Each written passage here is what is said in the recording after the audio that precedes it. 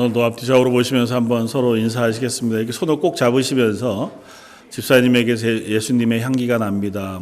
권사님에게 예수님의 향기가 납니다. 그렇게 한번 인사하면 좋겠습니다.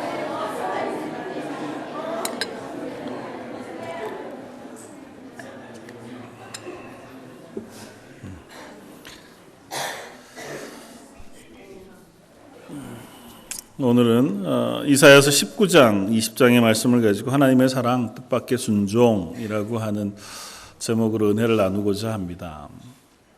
말씀을 준비하면서 질 브리스코라고 하는 분이 쓴 요나와 꼬마벌레 이야기라는 책을 한 권 읽었습니다. 동화 같은 거고요. 요나 이야기, 특별히 요나서 4장에 나오는 그 이야기를 중심으로 해서 아이들이 읽을 수 있는 그림 동화와 같이 이렇게 써놓은 책인데요. 주인공이 벌레입니다. 4장 맨 마지막에 나오는 요나가 그늘을 쬐고 있었던 박넝쿨을 갉아먹은 벌레를 주인공으로 해서 하나님께서 어느 날 이 벌레에게 야, 너 니느웨로 가라 이렇게 이제 말씀을 하신 거죠. 벌레가 왜 거길 가야 됩니까? 이유도 모르겠고 벌레가 가긴 더 먼 거리겠죠. 이제 아마 그 벌레가 예루살렘에 살고 있었던 벌레라면 더 그렇겠죠. 어쨌든 이야기상 그렇습니다. 하나님 가라 하시니 제가 가겠습니다. 이제 벌레가 가서 영문도 모르는 채로 갔다가 하나님께서 말씀하셔서 어느 언덕 꼭대기에 올라가 그곳에 있는 박넝쿨을 갉아서 먹으라는 거죠. 그 벌레의 작은 그 순종을 통해서 하나님께서 요나를 하나님의 뜻을 깨닫게 하시고 또 니느웨를 구원하는 그 구원의 사역의 의미를 깨닫게 하시는 도구로 쓰셨다는 것입니다.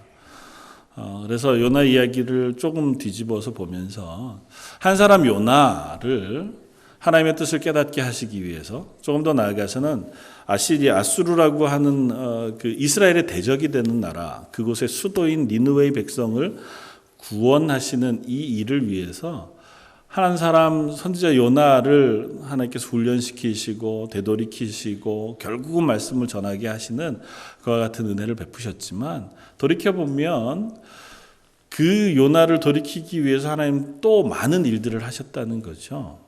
풍랑을 일으키셔서 배를 전복당할 위기 속에 놓게도 하셨고 큰 물고기를 하나님께서 준비하셔서 그 물고기가 요나를 삼켰다가 또 토해내도록 하나님께서 물고기를 준비하셨고 또 그 동화의 주인공처럼 꼬마 벌레 하나를 준비하시면 한 마리인지 몇 마리인지 모르지만 그 요나의 박넝쿨을 갉아먹게 하셔서 요나로 하여금 하나님의 뜻을 깨닫는 도구로 사용하셨다는 것이죠. 다만 그 물고기나 그 벌레든 그것들은 자기가 무엇을 하는지 정확히 알지 못했을 수도 있겠다. 만약에 그들에게 하나님 말씀하시고 순종한 거라고 의인화해서 생각한다면 그저 그냥 자기들은 하나님 하라는 대로 했을 뿐이지만 그것이 순종이 되어서 그것을 통해서 하나님의 뜻이 확인되고 또 깨닫게 하는 도구로 쓰여질 수 있었던 것은 아닐까.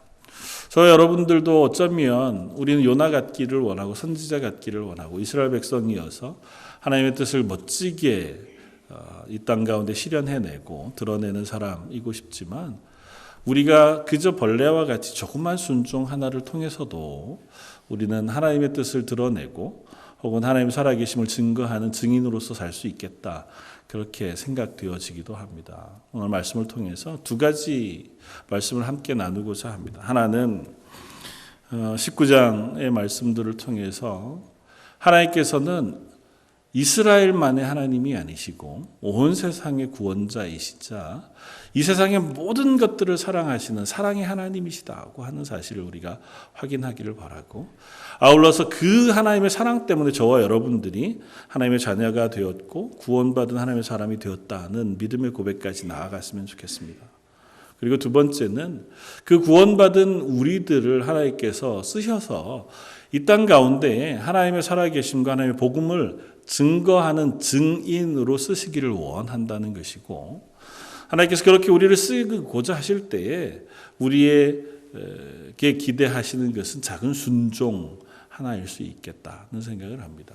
그것이 어떤 의미인지 잘 알지 못하고 또 명확하게 우리의 결단으로 나아가지 못하는 것이라 할지라도 하나님 뜻에 순종하려고 하는 우리의 작은 순종이 하나님의 영광을 드러내고 하나님의 복음을 전하는 그런 일에 사용되어지겠다고 하는 사실을 또 한번 같이 확인하면 좋겠습니다.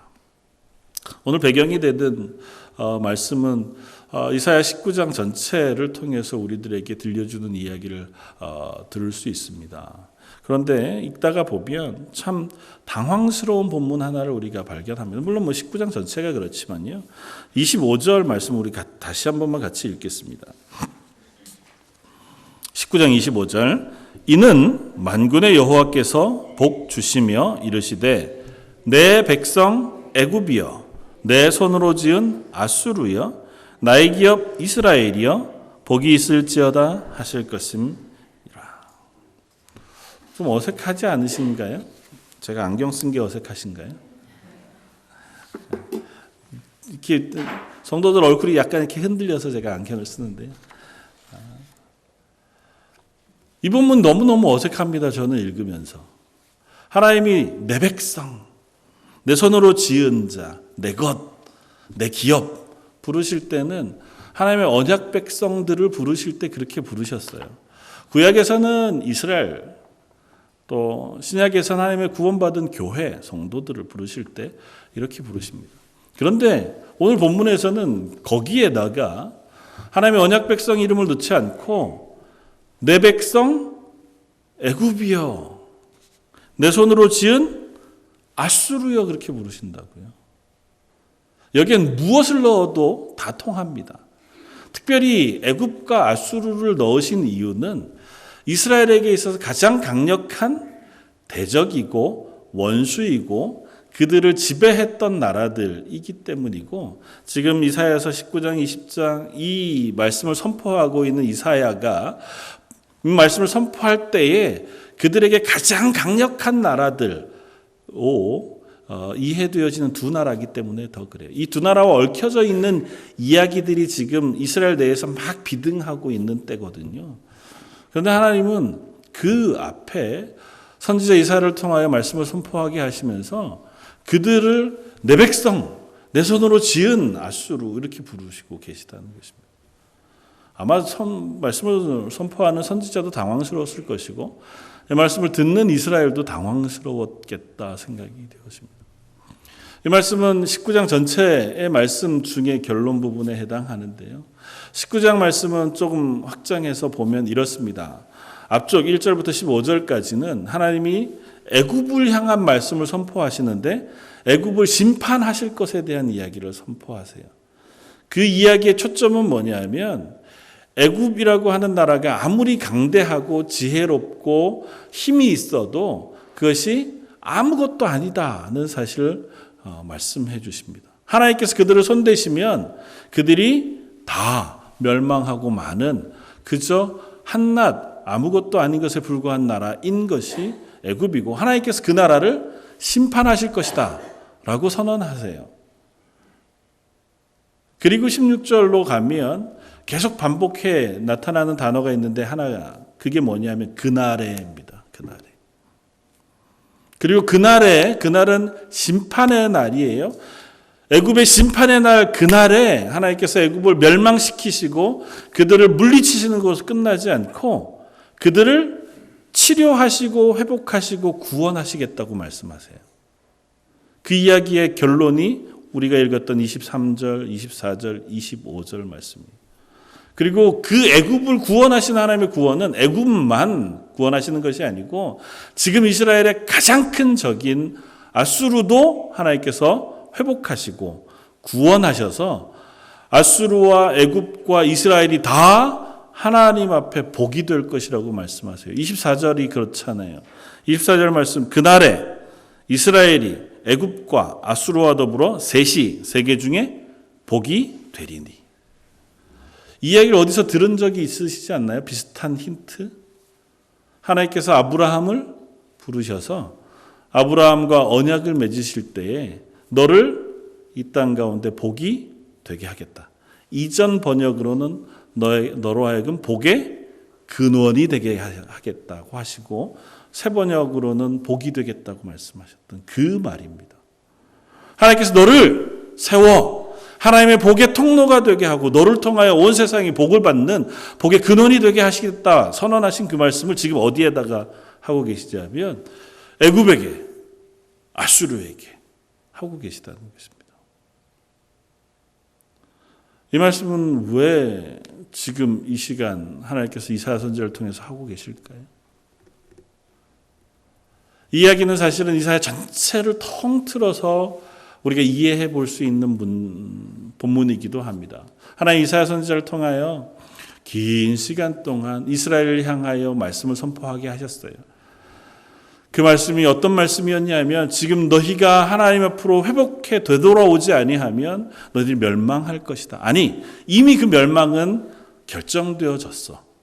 하나님께서 너희를 심판하실 것이고 너희를 멸망시키실 것이다. 그래서 너희가 이방의 포로로 잡혀가 70년 동안 포로 생활을 하다가 하나님께서 그곳에서 너희를 건져 돌이켜 회복하시고 치유하셔서 남은 그루터기 속에서 새싹이 나듯이 너희를 새롭게 하실 것이다고 하는 이야기가 이사야 선지자를 통하여 이스라엘에게 선포하시는 말씀이세요. 그리고 그 말씀이 중간중간 이렇게 다른 어조로 우리에게 들려지는데 특별히 13장부터 24장에 이르는 이 말씀을 통해서는 이스라엘이 아닌 주변에 있는 나라들을 향해서 예언하는 말씀을 하십니다. 그리고 그 예언의 패턴은 거의 비슷해요. 그리고 그 내용 중에서 한 본문이 19장 말씀입니다. 그것은 이것입니다. 주변에 있는 나라들을 하나님께서 예언하게 하시되 그것들이 다 심판을 받을 것이다. 그들이 섬기는 것이 아무것도 아닌 것이고 그들이 의지하는 것이 아무것도 아니라는 사실을 하나님께서 드러내실 것이다. 그리고 하나님께서 그들을 치료하시고 치유하셔서 구원하실 것이라고 말씀하세요. 그리고 뭐라고 말씀하시냐면 그것처럼 너희도 내가 심판한 이후에 다시 치료하여 회복하실 것이다. 고 말씀하세요. 그 이야기는 이사야를 시작하는 부분과 결론 부분에서 다시 한번 반복되어지면서 우리들에게 설명해 줍니다. 이사야 2장 4절은 우리 이렇게 말씀하십니다. 그가 열방 사이에 판단하시며 많은 백성을 판결하시리니 우리가 그들의 칼을 쳐서 보습을 만들고 그들의 창을 쳐서 낫을 만들 것이며 이 나라와 저 나라가 다시는 칼을 들고 서로 치지 아니하며 다시는 전쟁 연습을 하지 아니하리라. 아예 시작부터 하나님께서 이스라엘만이 아니라 온 세상 가운데 평안, 평화를 선포하시는 일을 행하실 그날에 대해 말씀하세요. 그날에는 나라와 나라가 싸우지 않을 거고 그들이 싸우기 위해서 의지했던 무기들, 힘들 그것들을 다 치우고 보습, 그러니까 농기계를 만들고 평안을 누리게 되어질 것이다. 그 말씀하세요. 결론 부분에 가면 이사야 65장, 66장에도 동일한 말씀을 우리에게 들려줍니다. 우리가 잘 아는 이사야 65장 25절 이렇게 얘기합니다. 이리와 어린 양이 함께 먹을 것이며 그날에는 사자가 소처럼 집을 먹을 것이며 뱀은 흙을 양식으로 삼을 것이며 나의 성산에는 해함도 없겠고 상함도 없으리라. 여호와께서 말씀하시니라. 계속해서 한번 찾아보겠습니다. 이사야 66장 한번 성경을 찾아보시죠. 이사야 66장 맨 마지막 결론의 말씀입니다. 66장 21절 22절 두 절만 한번 같이 읽겠습니다. 66장 21, 22절 나는 그 가운데에서 택하여 제사장과 레위인을 삼으리라 여호와의 말이니라.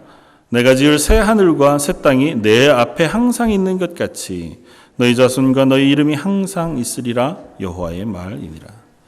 나는 그 가운데에서 그랬으니까 어디 가운데 그날에요. 이것도 계속해서 반복되어서 그날에 하나님이 모으실 텐데 그 가운데에서 제사장과 레위인을 삼아 하나님을 예배하는 사람으로 세울 거예요. 근데 그 가운데 누구 가운데냐면 이방인들 가운데예요. 하나님 온 세계 가운데에서 모든 민족을 모으실 거예요. 그리고 그들은 이방인이에요. 그들 가운데서 하나님께서 세워 레위인과 제사장을 세우시겠다는 것입니다. 그리고 그날에는 하나님 손으로 지을 새하늘과 새 땅이 있을 것이다. 하나님의 구원이 완성되어지는 그날에는 이스라엘 혹은 애굽, 아수르 혹은 적 그런 것이 없이 모두를 다 하나님께서 회복하시고 구원하실 것이다. 그 말씀하시는 말씀을 지금 이사야 선지자를 통해서 이스라엘에게 말씀하고 계시는 겁니다. 지금이 언제냐 하면 이사야서 20장 1절 우리가 읽었던 본문을 보면 아수르의 사르곤 왕이 다르단을 아스돗으로 보내매 그가 와서 아스돗을 쳐서 취하던 해에 하나님의 말씀이 지금 이사야에게 임한 겁니다. 뭐냐 하면 북이스라엘과 남쪽 유다가 나뉘어져 있었잖아요.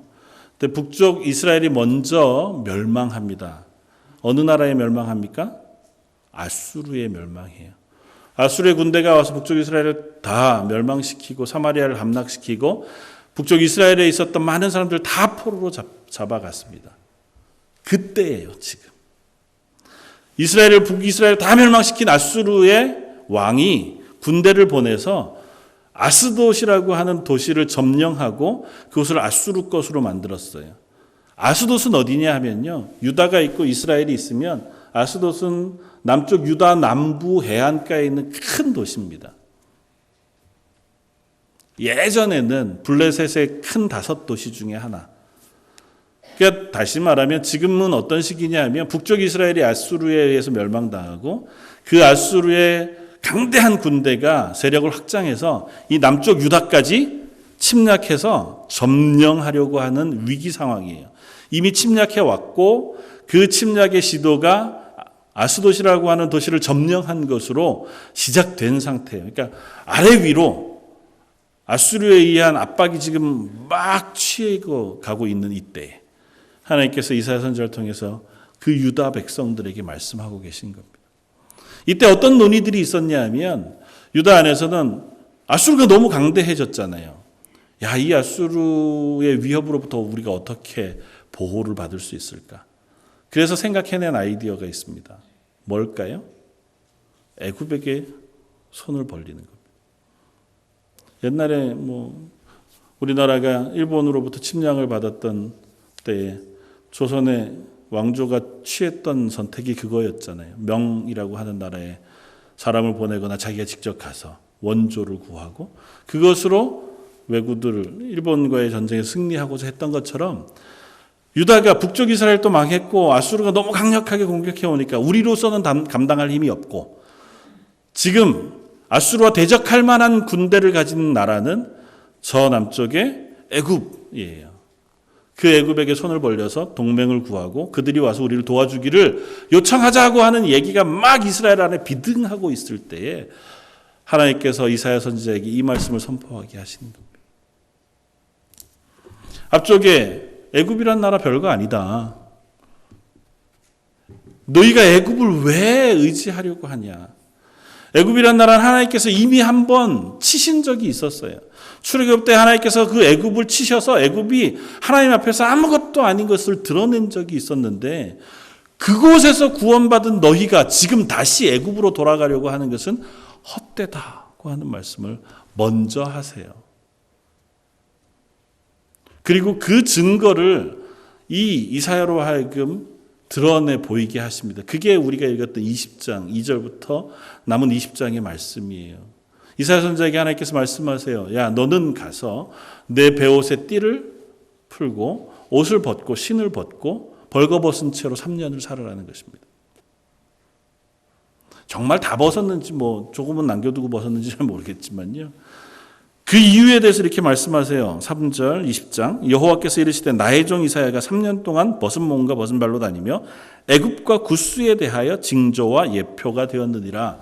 애굽과 구스라고 하는 나라의 징조를 그 벗은 몸으로 드러내 보여줘요. 그 의미가 뭐냐? 4절 이와 같이 애굽의 포로와 구스에 사로잡힌 자가 아수르 왕에게 끌려갈 때에 젊은 자나 늙은 자가 다 벗은 몸과 벗은 발로 볼기까지 드러내어 애굽의 수치를 보이리라.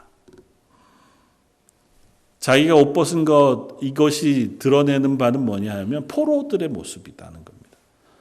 내가 포로의 모습처럼 3년을 살면서 내가 이렇게 포로의 모습으로 사는 건 하나님께서 애굽과 구스를 아수르의 포로가 되어 멸망하게 할 것을 보여주는 거니까 너희 그 애굽을 의지하지 말아라.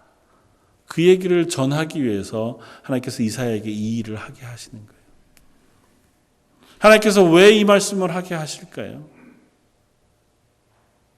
너희가 의지할 바는 애굽이 아니고 하나님이라는 사실을 드러내기 위해서요. 하나님이 애굽을 이기셨잖아요. 그들이 섬기는 신들이나 그들이 가지고 있는 지혜나 그것은 아무것도 아니야. 그러니까 너희는 애굽을 의지할 것이 아니라 하나님을 의지하라고 말씀하세요. 그런데 그 하나님을 의지하라고 말씀하시는 하나님께서 애굽을 향해 말씀하시고 아수르를 향해 말씀하시는데 그들을 대적으로 삼아 내가 그들을 다 물리쳐 줄게. 그리고 나는 너희를 보호해 줄 거야 라고 말씀하시지 않아요. 그들을 이기신 하나님께서 그들을 적으로 돌리시는 것이 아니라 그들을 구원할 백성으로 보고 계시다는 얘기들을 이스라엘 백성에게 전하고 계세요. 그러면서 이스라엘에게 깨닫게 하십니다. 너희가 사랑스러워서 너희는 하나님 것이니 하나님께서 무조건 너희를 대신해서 싸워서 나머지 민족은 전부 다 적이니 다 죽여주고 다 물리쳐주고 너희를 구원해 줄 거야 라고 말씀하시는 것이 아니라 너희도 저들과 같은 죄인이지만 너희를 심판하여 깨끗게 하신 이후에 너희를 구원해 내실 것이다 하는 이야기를 저 애굽과 아수르의 예를 들어서 말씀해 보여주는 겁니다. 니들이 생각하기에 아수르는 되게 나쁘지? 니들이 생각하기에 애굽은 하나님 전혀 모르는 민족이잖니? 그런데 내가 그들을 심판해. 그날에는 그들의 죄를 다 심판하고 나서 그들을 회복시켜 하나님의 복된 나라로 만들 거야. 그것이 하나님의 구원의 계획이야. 그것처럼 너희도 너희의 죄를 내가 다 심판한 이후에 너희를 깨끗게 하여 하나님의 구원받은 백성으로 회복시키실 것이다 하고 선언하고 계시는 것입니다. 굳이 왜 이렇게 돌이켜서 말씀할까요? 이렇게 길게 돌려서 얘기하실까요? 난 널 사랑해. 니네 죄만 용서해. 너희가 죄에서만 돌이키기만 하면 회개하기만 하면 날 구원해 줄 거야 라고 말씀하셔도 되잖아요. 그리고 이스라엘을 대신하여 싸우셨던 것처럼 아수르를 물리쳐 주시면 그러면 이스라엘이 회개하고 하나님 앞에 되돌아오면 참 쉬운 방법이잖아요. 왜 그렇게 안 하실까요? 이미 그렇게 했음에도 이스라엘이 하나님께 돌아오지 않았기 때문에 그래요. 이 말씀처럼 이미 하나님께서 아수르와의 전쟁을 승리하게 하세요. 이 말씀 전해진 바로 얼마 뒤에 하나님께서 히스기야 왕 때에 사네립이라고 하는 사람이 18만 명이 넘는 군대를 이끌고 남쪽 유다를 침공해 옵니다. 하나님께서 기적과 같은 방법으로 하나님의 손으로 그들을 물리쳐 주세요. 그리고 이스라엘을 유다를 구원해 주시는 경험을 하게 합니다. 그럼에도 불구하고 유다가 하나님 앞으로 되돌아오지 않았습니다. 이스라엘이 하나님 앞에서 애굽보다 낫거나 아수르보다 낫지 않다는 사실을 하나님 드러내 보여주시는 거예요. 그럼에도 불구하고 하나님께서 그들을 고치시기를 기뻐하시는 하나님이라는 사실을 드러내십니다. 니네가 그렇게까지 하나님 그토록 사랑하셨는데도 불구하고 그 말씀 앞에 되돌아오지 아니하고 회복되지 않는 그들을 좀 죄송한 표현이지만 이런 거에 걸레 같은 것을 물속에다 넣고 막 흔들어서 빨아서 깨끗해질 때까지 하나님 흔드셔서 기필코 깨끗하게 만들어 하나님의 백성 만드시겠다고 하는 선언을 하고 계시는 거예요. 저 아수르라고 하는 나라 이스라엘 생각이 얼마나 악합니까? 북이스라엘을 멸망시켰고 하나님 섬기지 않습니다. 그들은 도저히 구원받을 수 없는 나라일 것 같아요. 그런데 하나님 그들도 구원하시겠다고 말씀하시잖아요. 비슷한 시기에 하나님께서 선지자를 그 아수르로 보내셨습니다. 누구요? 요나요. 이 시기에 요나가 아수르의 수도였던 니느웨이로 선지자로 파송을 받는 겁니다. 요나가 가기 싫을만 하죠. 지금 내 나라가 풍전등화해 있고 그 나라를 위협하고 있는 나라가 아수르인데 가장 큰 대적인데 그 나라에 가서 하나님의 구원을 선포하라니요. 그리고 내가 알기로 그 하나님은 그렇게 선포하면 용서해 주실 하나님이야. 용서 받으면 안 되는데 심판을 선포하고 쟤네들이 심판받는 모습을 보는 거라면 제가 가지요. 근데 제가 아는 하나님은 그러실 뿐이 아니야. 저 중에서 몇이라도 심판을 두려워해서 막 회개하기 시작하면 그게 하나님 좋으셔가지고 용서해 주실 하나님이 분명한데 그 꼴은 못 보겠다는 거잖아요. 그래서 니느웨로 안 가고 다시스로 갔던 겁니다. 하나님이 이 시기에 아수르의 선지자를 보내세요. 이 시기에 하나님이 아수르의 구원에 대한 이야기를 하세요. 이 시기에 애굽에 대한 구원의 얘기를 하나님께서 하고 계시다고요. 이스라엘, 내가 너희 하나님이 돼서 너희의 대적은 다 미워하는 게 아니야. 니네도 똑같아. 그런데 내가 너희를 내 백성으로 삼은 거야. 니네가 잘했기 때문이 아니고 너희도 죄인이지만 내 사랑으로 너희를 내 백성 삼아 하나님의 구원으로 옮겨오고 있다는 사실을 너희가 기억해라. 애굽이 심판을 당하여 무너지고 아수르가 심판을 당하여 무너진 이후에 그 이후에야 비로소 그들이 다시 치료되고 회복돼 하나님의 백성 구원이 될 거예요. 저 여러분들은 아수르였고 애굽이었던 사람들입니다. 저희들도 심판을 받았기에 하나님의 자녀가 된 줄 믿습니다. 저 여러분들이 받은 심판은 2000년 전 예수님께서 십자가에 달려 죽으실 때에 우리에게 임한 심판을 받았다고 성경은 그렇게 얘기합니다. 예수님께서 십자가에 달리실 때 나도 그 자리에 우리의 죄도 함께 달려 하나님의 심판 아래 죽었던 저희들이었고 그것으로 인하여 우리는 하나님의 심판을 받아 이미 멸망했지만 예수 그리스도의 생명과 부활하심에 덧입어서 하나님으로부터 다시 새 생명을 부여받은 구원받은 하나님이라는 사실을 우리에게 말씀해 줍니다. 하나님 어떻게 애굽 같은 애들, 아수르 같은 애들을 용서해 주신다고 말씀하시는지요? 하나님 말씀하는 말씀은 이것입니다. 야, 니네나 걔네나 다를 게 하나도 없어. 내가 너희를 사랑한 것처럼 그들도 사랑한다고 말씀하세요. 요나서 4장의 맨 마지막에 하나님께서 말씀하시는 요나의 원망 앞에 하나님께서 요나에게 하시는 말씀이 그것이잖아요. 저 중에는 좌우를 분별하지 못하는 사람들이 얼마나 많으며 그들 중에는 애꿎은 짐승들, 가축들도 얼마나 많은지 네가 알지 못하냐. 하나님이 그들을 사랑하신다고 말씀하세요. 하나님의 그 사랑의 마음을 네가 알았으면 좋겠다. 그리고 그 사랑 때문에 너도 하나님의 구원받은 사람인 사실, 되었다는 사실을 잊지 말았으면 좋겠다. 저 여러분들이 그 하나님의 사랑 때문에 구원받은 하나님의 사람들인 줄 믿습니다. 저희가 그 사랑을 잊지 않고 살아갈 수 있으면 좋겠습니다. 그리고 한 걸음 더 나아가서 이 말씀을 읽으면서 한쪽 마음에 안타까움과 서늘함이 드는 것은 이사야에게 전한 하나님의 말씀이었습니다. 야, 너 3년 동안 옷 벗고 살아라. 이사야가 베옷을 입고 살았어요. 베옷은 상복입니다. 이사야가 전하는 말씀이 하나님의 심판의 메시지였기 때문에 아마 왕족이었던 이사야가 그 베옷을 입고 상징적으로 하나님의 말씀을 전했다 생각이 돼요. 이사야 하나님의 말씀을 선포하면서도 이 말씀을 듣지 않을 줄 알았어요. 왜냐하면 하나님께서 이사야를 부르실 때 그렇게 말씀하셨거든요. 네가 전해도 그들이 듣지 않을 것이고 외쳐도 그들이 응답하지 않을 것이다. 그래도 너는 하나님의 말씀을 전해라. 그리고 나서 말씀을 전하는 사람으로 이사야가 섰어요. 그러니 안타까운 심정으로 베옷을 입고 그것을 보고라도 이스라엘 사람들이 깨닫기를 바라는 마음으로 말씀을 전했겠죠. 그런데 느닷없이 이스라엘을 위해서가 아니라 저 이집트 그 나라가 멸망당할 것에 대해서 예언하게 하시기 위해서 너 3년 동안 옷을 벗고 신발을 벗고 다니라는 거죠.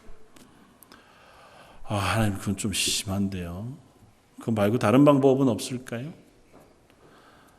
이사야 그러지 않고 그대로 순종합니다. 그것이 얼마나 수치스러운 일인지 또 얼마나 많은 옷을 벗었는지 어떤 모양으로 다녔는지 모르지만 필경은 아마 순종하기 어려운 하나님의 명령이었겠다. 그러나 그가 그것에 순종함으로 하나님의 말씀을 드러내는 선지자의 삶을 살았던 것을 봅니다. 하나님 저와 여러분들에게는 야 앞으로 3년 동안 옷을 벗고 살아라 그렇게 말씀 안 하십니다.